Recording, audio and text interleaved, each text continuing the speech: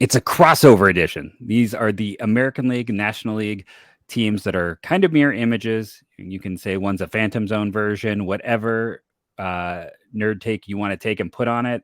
Light side, dark side, have at it on today's Locked On Guardians / Locked On Padres. You are Locked On Guardians, your daily podcast on the Cleveland Guardians, part of the Locked On Podcast Network, your team every day.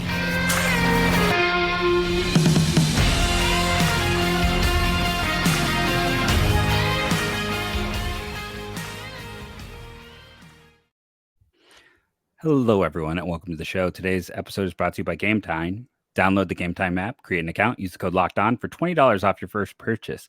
Last minute tickets, lowest prices guaranteed. It's been a while since we had Javi on the show here.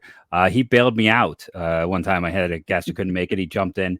I'm not going to say that I haven't had him on because for some reason, 6 hours later, my knee swelled to 4 times its size and eventually had to get drained. But I am going to be checking my knee through the next week just to see if that's the cause. I haven't had knee issues since then. So it was literally just we recorded and boom. So I don't know. Wow. What a start to the show, man. There we go. Just knee injuries. If I was really prepared, I'd pop up the terrible image of the drainage right now on the screen. That's the upside to YouTube. But no, but always a lot of fun. That time, I think you were just holding your Snorlax most of the time. I'm pretty sure. Yeah, I'm pretty sure that's what. But listen, these two teams have been frustrating. You can see if you can read the little. I don't know how much the Today Show people can read it because I can't read it as I type it. I'll just be fair and honest about that. I think it's okay, but yeah, we'll see. But leave a comment, folks, if you can. Two playoff teams, and both of us had high expectations for our teams, and then both these teams have struggled out of the gate, and now they're both playing better. So they're facing each other at the wrong time to face each other. But for two teams that have any rich history of trades, I had forgotten about the Brad Hand trade until recently, and there was the Clevenger trade and the Franmil Reyes trade, and Jose Ramirez, if he hadn't signed an extension, would have been a Padre. These teams, I don't know if we'll see a trade this year, but these are two teams with a lot of history who right now are a kind of mirror image of struggles. Now, it's not the same struggles. There's definitely some different ones going on, but just of where they are heading into this series. For Guardians fans, we know it's the offense has been putrid. What's been the big hit for the Padres this year? What are Guardians fans? What should we hoping is the thing that humbles them this week? Look, let me tell you, man. Guess what? It's the same thing over here with San Diego Padres. It's offense, and much of it has been attributed rightfully to runners in scoring position. They can't bring in runs. They have the lowest batting average in the league with runners in scoring position. I'm pretty sure their OPS is like 100 or 80 points slower than the 29th worst team. Like, it's been really, really rough. I haven't checked them in a while, but I know that they've been pretty abominable. And I think that part of it that's so frustrating is, don't get me wrong, there's some good players on Cleveland, right? They've got Jose Ramirez. They have Steven Kwan, who's one of my favorite players to watch, one of my favorite up-and-coming players, just an old-fashioned, the PTI, Mike Wilbon would love this guy because he's like, he doesn't strike out. He plays the right way, that type of stuff. And they had Andres Jimenez, who had like this really big, blow up year last year, who I know hasn't been as good this year. And I'm going to ask you about that in a second, but there's still some good players on that team. But for the Padres, and this is in no way an insult, that's a team that has like the blockbuster. They've got the Mount Crushmore, as it was dubbed before the season. You've got Soto, Xander, recently or somewhat recently, Tatis, and Manny Machado. You would think that with those four guys alone, you would at least not be the worst. You know what I'm saying? Like I don't think that I was one of those people who expected that they would have like murderer's row or anything like that. I thought best case scenario was kind of a little bit like the Baltimore Orioles teams when Manny Machado was there, where it was like they basically just had those four sluggers and then nothing else mattered. Do we have starting pitching? Who cares? These guys are each going to hit like 35 home runs. But instead, that hasn't really been the case. And like you said at the beginning, like they've been playing a little bit better. Tatis has been electric in basically all regards. Manny Machado slowly trying to get things back to Manny Machado kind of norm. But it's been the offense, man. It's been the offense. And they've had some rough blowups before. They had a bad one against the Marlins, which was weird. like barely inside the line, and then Gary Sanchez made a little bit of an error, and then you have this past weekend, which I, being the biased Padres fan, blame to the umpire crew, because as you know, Jeff, you got to every now and then. It's like the old reliable SpongeBob meme. You know what I mean? Blame the umpires. Every now and then you have to do that, because I was aggravated that they had waited so long to pause the game with what clearly looked like a monsoon on the field. And then immediately after Ryan McMahon ties the game, then they're like, okay, put on the tarp. So I was like, all right, that's just like, that was just mean. See, I thought you just blamed Cleveland because we decided to give away Nolan Jones this offseason, even though we're desperate for power. Yeah. That's look, both of our teams having some moments right now in a lot of ways. But number one would be overall offense, and especially runners in scoring position. It's something to behold. Jeff, I know it's a controversy or a controversial topic among the baseball nerds, whether or not you should bunt. You know what I mean? Billy Bean of Moneyball would say no and all this stuff. But it's been so bad that there are times I'm like, can you just bunt? I just want to see runners move up. That's what it's been like. And I've said that with Ahmed Rosario, just so we can avoid the double play. Like bunt. Hey, we can't. I've not seen a bunt double play, but if it can happen, he would do it. Yeah, absolutely. And then I mentioned the bunt, and then Trent Grisham in the last game we played bunted, and I think it was the first or second pitch, and bunted out. So it just popped up, and it was like, all right, that's great. So it's just been, I am wearing the hat, which you somehow haven't commented on even before we started the show, my jester hat.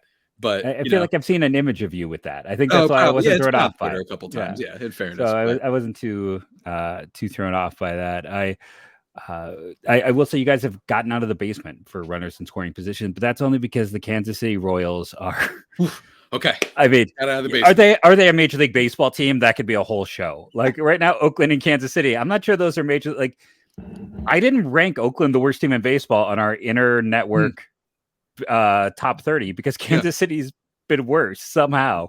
And Oakland is a real life version of the movie Major League. They were built to fail so the owner could move them, and Kansas City somehow worse. So I don't know if that actually makes you feel better that you've crawled ahead of Kansas City or not. Not really, because it's like 2 months into the season. It's like, congrats, you get it better than the Royals. and for Cleveland fans, it's like, I think of course, even though I meant to not close the tab, I managed to close every tab I wanted to keep open because, that's efficiency for you there. Oh no, I did keep it open. 77 for weighted runs created plus. People get mad at me when I don't explain it. That takes all of your offense and makes one magical number where 100 is average. So it's easier to hit with runners in scoring position. It's advantage hitter. San Diego's at a 77. Kansas City's a 73. Cleveland is 25th in baseball at an 88. Ugh, so Cleveland's big bugaboo positionally, and you guys don't know anything about this. You don't have any issues with this. Is catcher. Catcher is an ugly situation in We're Cleveland. Just a shadow of each other. We really are. It's the same teams. It's the same thing. It certainly feels like that. The varying points of degrees. Cleveland, listen, I liked the Zunino signing. I was dead wrong. We're 2 months in. It's been a horror show.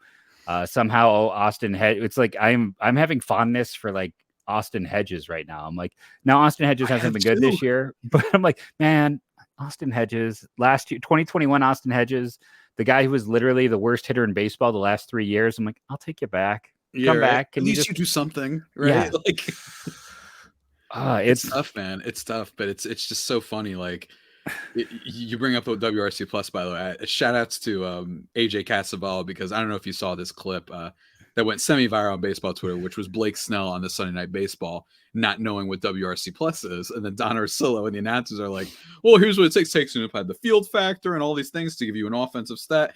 And Blake Snell like paused and he's like, oh, okay. But why plus?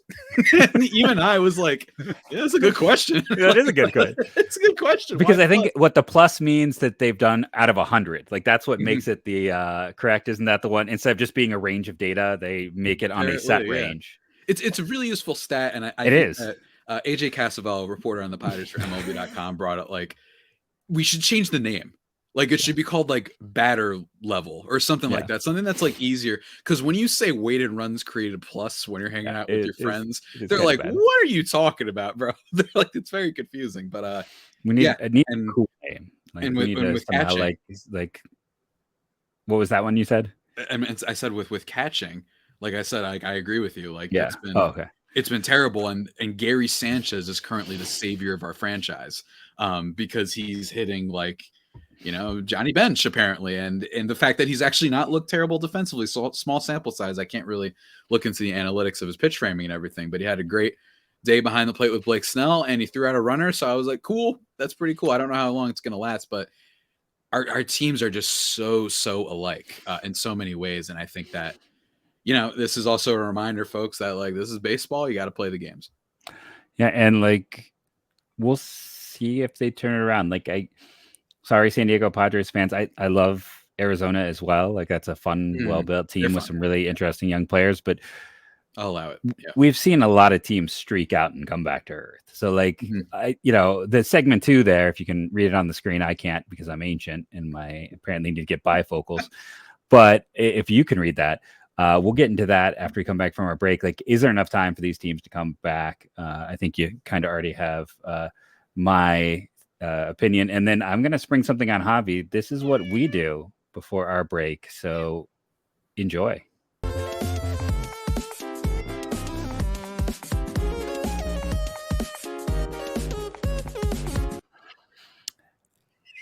I want to take a moment, talk about our title sponsor, the good folks over at Game Time. And I want to apologize to them because Justin has always done this ad read. So if it's a little off today, my bad. But here's the thing. Game Time's here to save you money on tickets. And you want to always check out all of your options. And why should you want to go to Game Time in particular? It's the fastest growing one. And it's fastest growing for a reason. And to continue growing, they're going to have great deals on seats, on tickets. My co-host always talks about it's nice that he can go on and literally see where the ticket is. That is not something you have in a lot of places. They have, fantastic prices. Justin used these to buy tickets to the Jonas Brothers for him and his wife. That was the big concert with this. We had a whole big Jonas Brothers discussion. So browse to the Game Time app yourself. You can get flash deals last minute, easy to buy tickets, and snag the tickets without the stress with Game Time. Download the Game Time app, create an account, use the code Locked On for $20 off your first purchase. Terms apply. Again, create an account and redeem Locked On MLB for $20 off. Download the Game Time app today. Last minute tickets, lowest prices guaranteed. And then I also want to take this moment here to remind you to check out this series, Padres and Guardians, on Sirius XM Radio. Just search Padres or Guardians in the app. So, can the Padres come back and make this postseason? Short answer is yes, and also because people sometimes forget, because it's only been a year that we've had it, that there's an extra wild card team. So screw it. As far as I'm concerned, everybody's still in it until the last week of the season. What I've been pitching on my show, the one problem with the Padres is that their division is pretty good. Even the Giants are still finding ways to kind of, put out some wins. Sean Manaea hasn't been a good starting pitcher for them, but he's been a good reliever for them. So that's a nice bonus for them. They just got Mitch Haniger back. And, Lamont Wade has been an incredible player this year, kind of unexpected, and for me, not that unexpected because he's actually served pretty well when he's been healthy this past couple of years. And then Michael Conforto, my number one free agent this past offseason, has been turning it up a little bit too. So they're like an average okay team, not a pushover. Right. I still think the Padres are better. I still think the Dodgers and D-backs are better for sure, but they're not a pushover, so that's going to be tough. And then you talk about Arizona and, of course, the Dodgers. But in terms of just winning, my case, aside from just the wild card thing, is this team is good at a lot of things that aren't offense, unfortunately. The starting pitching has been really good. And, yes, part of that was because of a great start from Seth Lugo and Michael Wacha's overperformed, but you got guys like Snell and Darvish and Musgrove who were underperforming and now are kind of getting back to it. So whatever might regress in the back of the rotation, I think is going to get better. Snell had his best start of the season, 7 innings, only 1 earned run, no walks and 12 Ks against the Rockies at Coors. That was really good. And he's been good before that, only 2 earned runs in his last 4 starts. And you have Joe Musgrove, who, of course, one of the more consistent guys in the game. He's been good lately. He's turning it on. And same thing for you, Darvish. Last start wasn't that great, but he's capable of it. So you have that. You've got good bullpen led by Josh Hader. You got Steven Wilson. You got Tom Cosgrove, who's been really good so far as a young rookie. And then you have defense. And the Padres, I haven't checked in a little bit, but in terms of defensive runs saved and amounts above average, they're at lowest like the top 5 in both those categories. Hassan Kim and Fernando Tatis Jr. are some of the leaders in some of those categories, which has been amazing. So they've got defense, starting pitching, and relief pitching. They just need to hit a little. If they rank this year, I don't have a specific stat for it, but if they finish, let's say, and we are judging offenses, and they're like the 15th best offense or 16th, that probably is enough considering how good they've been on all assets of the game, right? The problem is that they've been unable to score runs, and did they dig themselves too much of a hole? That's possible, but that's the case. That's the case we made. What do you think about your Cleveland Guardians, man? Well, I first have to say, I feel like there's going to be a very pedantic fan out there who's going to be mad that we talked about all the similarities and then talk about the fact that they have an identical record. So I'll just go ahead and throw that in right now. So I think if you're doing comparison, San Diego's pathway is a lot easier. The Giants currently have the second playoff card at and they're 34 and 32. So it's a division, it's no longer the unbalanced schedule, so they won't necessarily face them more, but they're chasing down that team with a .515 winning percentage. Cleveland at 31-34 as well has to chase down Houston or New York, and ahead of them are Toronto and the Angels as non-playoff teams right now. Yes, the one thing Cleveland has, I know people are going to scream about this, so the Twins are terrible. So Cleveland's only route to the postseason, honestly, is to win the division. So, and they are the worst team. So at 33 and 33, so one could argue that's the easier route. I just think that, I don't know, I guess they have about the same easiness when it's all said and done. But we'll see what happens. Like I said, Arizona has been otherworldly. I'm always hesitant when a team breaks out until they can maintain. Cleveland, can they hit even a little bit? The starting pitching had its struggles, but then they went out and called up Bybee and Allen, and they have been spectacular. I mean, arguably their two best pitchers over the last month. Bieber figured out how to strike out guys again. I mean, he's not been good this year. He's struck out. They want to trade him. They want to trade him. Those are the rumors. They might. I mean, he's only struck out more than 4 batters 3 times this year. Like he has one. I think he had like a bottom 10 strikeout rate. Like he's Kyle Gibson right now, essentially, until he can miss bats again. So, trying to trade him for a bat, it's going to be curious to see. Jose Ramirez has been really up and down after he played all last year with the thumb injury. He's not been quite the same guy. Josh Naylor has been arguably their best hitter, but he's had some wrist issues. Andres Jimenez has been playing better of late. You're welcome. But but he left with tightness, I think, in his leg, maybe his forearm. I get confused where the tightness is sometimes. But he's at least been approaching above average, that level where he was like their best hitter last year and was like a 6-win player. That's not coming back. And that's kind of the problem with this team. Like everyone is kind of worse than they were a year ago. Stephen Kwan was a star, and he was the 3rd best rookie in the American League, in my opinion, behind 2 guys who had historically great rookie years with Julio and Adley. And then this year he's been a below league average hitter. And when you don't have any power at all, you can't have any regression. And that's, Miles Straw is a fantastic glove, but his bat is not good. And, Will Brennan and Trent Grisham. Yeah. It's like, Will Brennan's maybe turning around.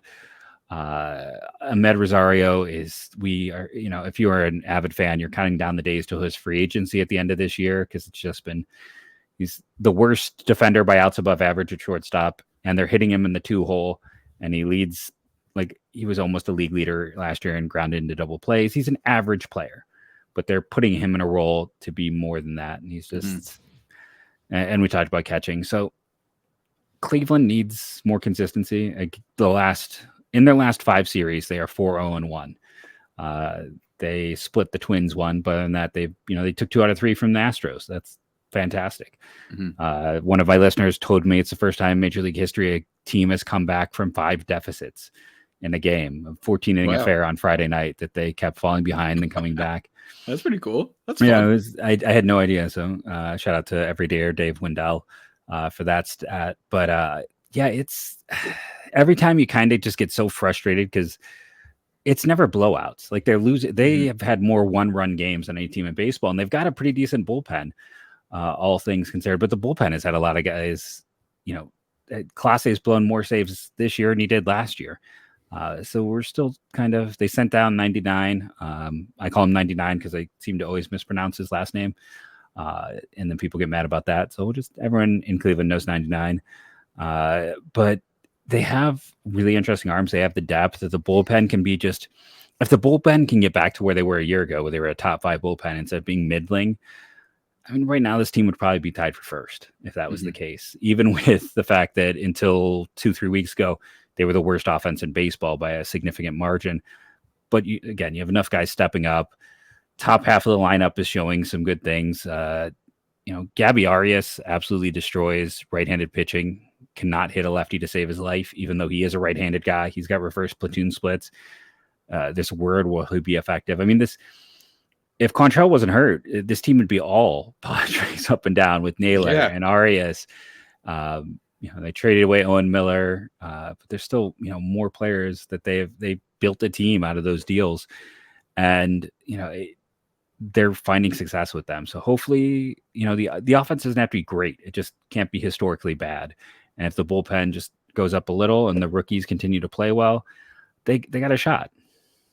Yeah. And I mean, look, and shout out to King Cal, of course, who might be a player that was expected, I think, for a lot of people for some regression. But then there's guys like Jimenez, who's just and especially because I believe they gave him that extension too this offseason. Yes. So I was like, oh man, $100 million extension in the franchise history. I mean, when you do that, and I'm like, well, I mean, Cleveland, for as much as you can criticize them for the lack of spending that they sometimes go through, they are really smart with the way they acquire players, as evidenced with the way they've robbed the Padres a couple times the past few years. And when I saw that extension, I was like, oh boy, we got they won the Lindor trade, right? This is a common thing that people love throwing on baseball. And even with Lindor's struggles, it seems like he's been better than Jimenez this year. But that's been rough. And it's funny because I think there's another thing for me is on top of Andres Jimenez, and if you have any specifics about what's going on with him, because I feel like that's one of the biggest declines. I also have another question for you. I think he's when he came over, he had he was solid in the 2020 year, and he came into Cleveland and I think he's a guy where pressure can get to him a little bit. I think he and I say this as someone who overthinks, overjudges, and sometimes does my best when I just don't think. And I remember playing basketball in middle school, and my point guard having as a second unit, we ran. And I go, why do you have us run the whole time? Because that wasn't good enough start. He goes, because when you don't have time to think, you're good. That's all. It was if you have time to think, I would fail. I would overthink it. I mean, if I was running, I wasn't thinking, I was just reacting. I think there's some of that with Andres. He definitely looks like a guy at points who looks like he is pressing. We'll see. I will say, for as much as they don't spend, I do find it very funny. They've given out 2 $100 million contracts the last 2 years. Chicago White Sox of all teams have never given one out. I don't understand that. But it's funny, with Cleveland, that is worth bringing out, a little bit of a different organizational philosophy from the top. But just historically speaking, that's kind of what they've been. I mean, they're still should spend. They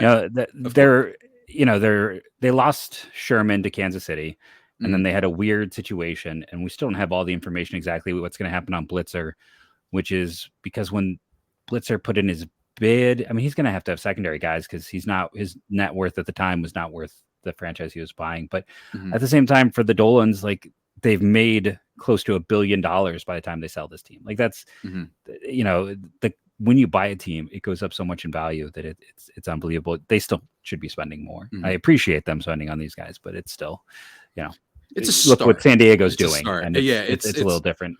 What I would call a start. And I remember arguing with someone who has some ties to Cleveland, and I was like, look, I think that they deserve some amount of being okay, this is a start. You did Jose Ramirez, you did Andres Jimenez, but just based on the larger sample size, I'm still going to be looking at them because my perspective as an outsider was always this team made the World Series and didn't go even further the next year. Instead, it felt like they slowly sort of eventually had to go on a mini rebuild streak, which is unfortunate. But I am wondering, to me, the Jimenez thing is one thing, but I was on the Just Baseball show, which is a website everyone should check out. I write for them sometimes as well. And I was talking with my buddy Jack, and we both last year were just like, why isn't this team trading for Sean Murphy? And this, by the way, is last year. And we both were like, I think this guy, for on top of the defense and everything, I think he might have a little bit of an improvement. And now he's been like an MVP candidate in Atlanta. And it was like, oh, well, Cleveland, you know, they've got plenty of arms, all these things. I was shocked that Cleveland didn't do that last year. I thought that he was such a, because it felt like the type of move where the Padres are getting Soto and everyone's doing, but then quietly this team in Cleveland, you know, comes over and then they sneak this guy that might end up being the best move of all. And they didn't do it. And I was really surprised by that. Is there a reason why they didn't make more of an investment in catcher, do you think, and find themselves just I don't even know what they're hoping. You're missing Austin Hedges.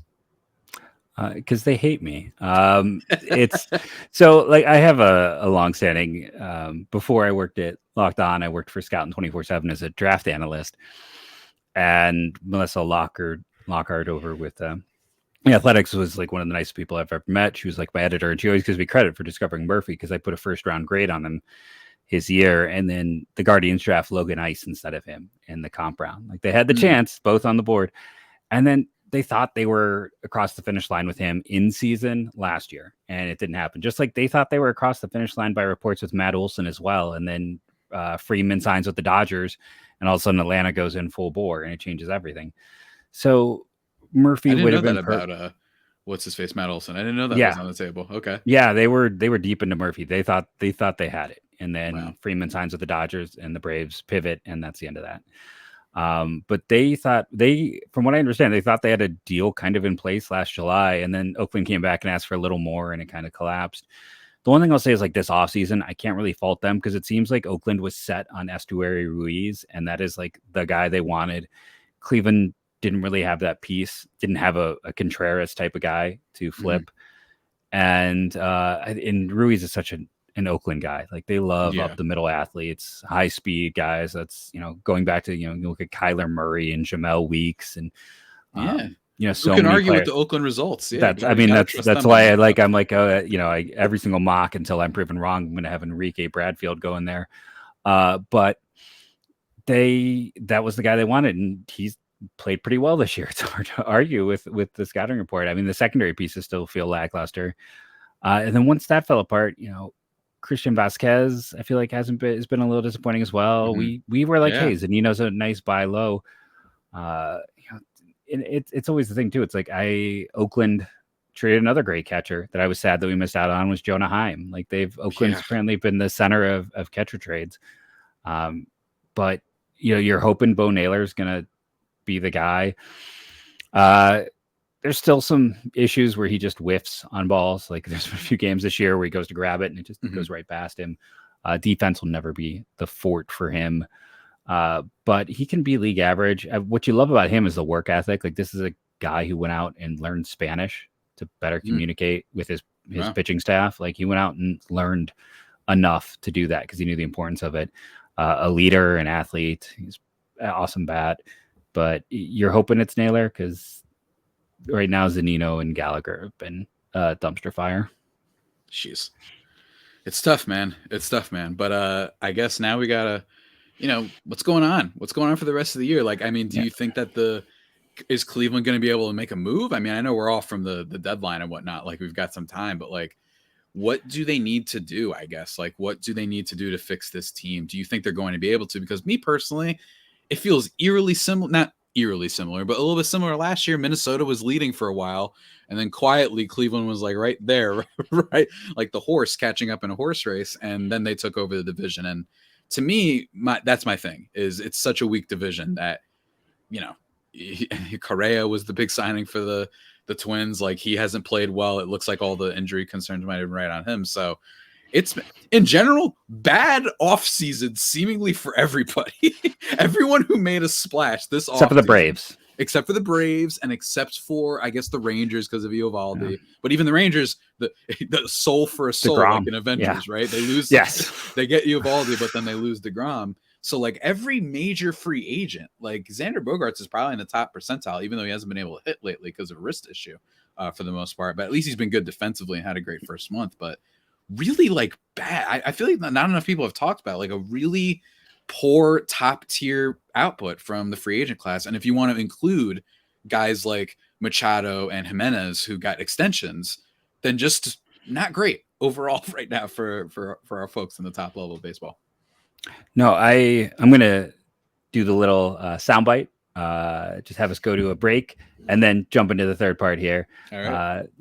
Just my way of tracking things, seeing some behind the scenes for Locked On Guardians listeners.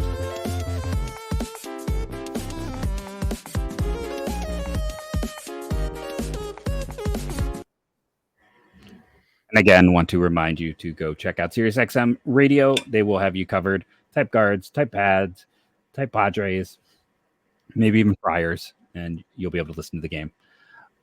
So Cleveland's 40-man situation is slowly working its way out. We traded away Owen Miller for a player to be named later in December and still don't know who that is. I'm still waiting on the results of the Owen Miller trade 7 months later. We'll see if that ever occurs. But they had a very packed 40-man. That's why I was a little surprised recently when they waived Zach Plesac and no one picked him up. I thought for sure someone would take a gamble with the pitching needs out there. But it's not as bad as it used to be. Unfortunately, I was hoping when the 40-man shook its way out for Cleveland, it's because they did something. And that just hasn't been the case. I mean, they sat on their hands last deadline. I wanted Murphy. If not Murphy, I wanted Connor Joe. Now, Connor Joe was terrible in the second half, but I thought he was the perfect platoon guy. He's playing well again. Cleveland needs to get... I guess it comes down to this with Cleveland. If Bo Naylor comes up and plays catcher, which you're expecting him to do at some point this year, with the way Will Brennan's played, Kwan and Straw are kind of disappointing, but you're still going to let Kwan play every day to figure it out. So unless you can get like a big hitter in the outfield and conceivably move Straw to a fourth outfield role, they're kind of set because they seem tied to Ahmed. They seem, everywhere else in that infield is kind of, old friend alert for you guys. Josh Bell, we're hoping he hits well enough to opt out of his contract because we don't want to pay him another free agent, $16 million to have a 5-degree launch angle. He's played better of late, but speaking of disappointing free agents, Bell and Zunino have been pretty terrible. Yeah, in the grand scheme, Jose Abreu, just had a great weekend against us. Crazy, but Trey Turner was basically Isaiah Kiner-Falefa. Absent that one game when he hit 2 home runs, like it's really, I think it's sad because it's all of us. We're always constantly yelling about how you should invest in your team, and I still think you should. When you just look at teams that win the World Series, that's usually there's teams that at least spend a good amount of money on top tier players. It's kind of I compare it to the situation of football, which is that teams like to win when their quarterback is on the rookie deal. Yep, and it's like you got to do that. That's the best thing to win. And it's like, yeah, it's going to be a lot harder when you sign the quarterback. But you know what's harder? Not having the quarterback. So it's kind of that situation where, yes, it's a lot easier when you don't have to pay your Jose Ramirez's or your Fernando Tatis Jr.'s yet. But it's even harder when you're just letting those players go and essentially for nothing. And you don't want to be like Oakland. So it's really tough. But I don't know. I still think it's, in fairness, a lot of season left. We still got some time. And I know everyone is going to bring up the Nationals from that one year because that is going to be the thing that everyone does for the next 10 years for baseball. Is they're constantly going to say, "Oh, well, the Nationals started off poorly and then they won it all." So I don't know. Maybe there's no point.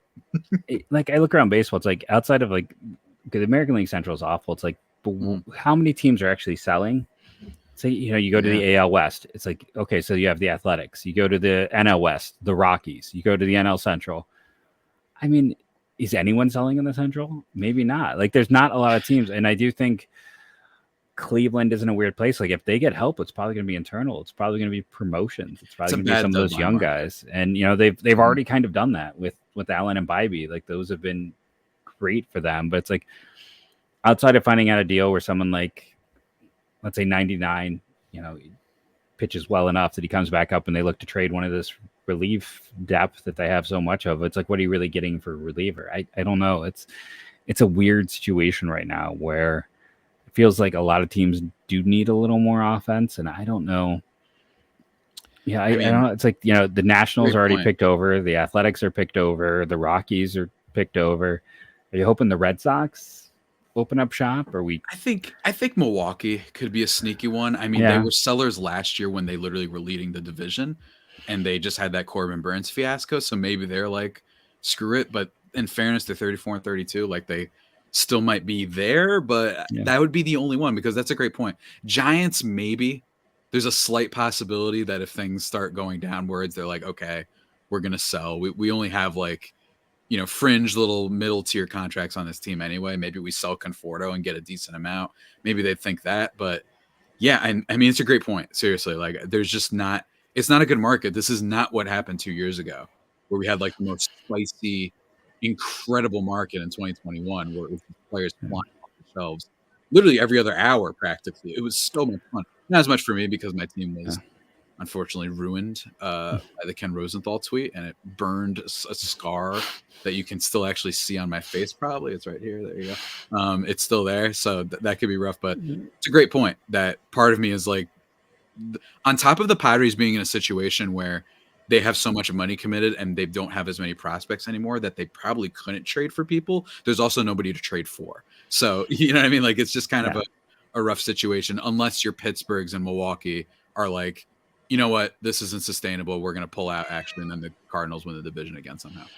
Yeah, it's like the teams that are below 500 right now, right around 500, are the Padres, the Guardians, the Mets. It's like White Sox, the Mariners. It's like those are the teams that, I mean, I guess if Tim Anderson is not playing well, that's a problem too. It's like, right? I don't even know where the trades develop. Cleveland's in that, but they're not trading him. Right? Cleveland's in that weird place where it's like, if Shane Bieber pitches well, they probably hold on to him. But if he continues to be kind of middling, maybe they hold on to him as well, because maybe the comp pick is more valuable than, a year and a half of his rental cost.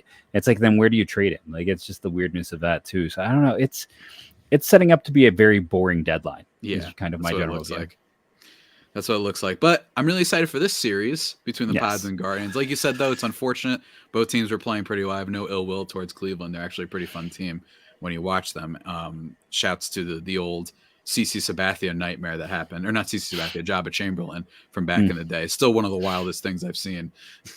A baseball playoff game. But Jeff, this has been so much fun. Do you have a prediction for this series? I think they're gonna lose the in-between game. The Aaron Savale start is the one I feel I don't know the Padres well enough to know how well they do against lefties. I feel like Tuesdays is the most fun game. Don't miss tomorrow's game. Wednesday, I'm not feeling great about. And then, I don't know, I'm not feeling great about Thursday either. Because like Michael Wacha is exactly the type of guy Cleveland struggled with all year. So I think if I'm going to make one solid prediction, it's they're going to lose Wednesday, which means they are 100% going to win now, because that's how this team's been all year. The game, they're going to lose, they win, and the game they're going to win, they lose. Yeah, absolutely. But it'll be very telling. And the Pods, they're running out of time. You know what I mean? They're running out of time, and they have to start showing something. Which version of their offense shows up, I don't know. But the good news, Padres fans, is if they can just calm down the Cleveland offense that has been so loud and uproarious, of course, as we've illustrated, then they might be able to be okay. And I think with Wacha, I think with Darvish, and I think with Musgrove especially, I think he's starting to turn things around. I think they might actually be able to get a W this series, but we'll just have to see, man. This has been fun, though. Yeah, it's been fun. Thanks for jumping on and talking baseball. It is a fun matchup of these two teams.